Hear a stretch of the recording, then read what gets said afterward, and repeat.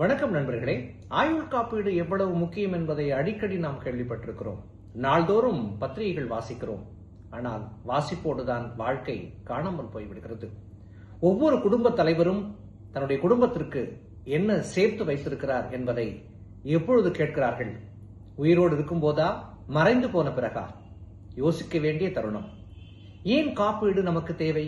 ஏன், எதற்கு, எப்படி என்று நாம் எப்போதாவது எண்ணியது உண்டா?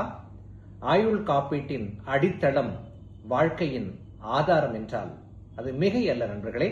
எல்ஐசி ஆஃப் இந்தியா, இந்தியாவின் அடிப்படை தத்துவத்தை மாற்றி அமைத்திருக்கின்ற சிந்தனை தளமாகவே எல்ஐசி ஆஃப் இந்தியா விளங்கி வருவது நமக்கெல்லாம் மகிழ்ச்சியான தருணம்.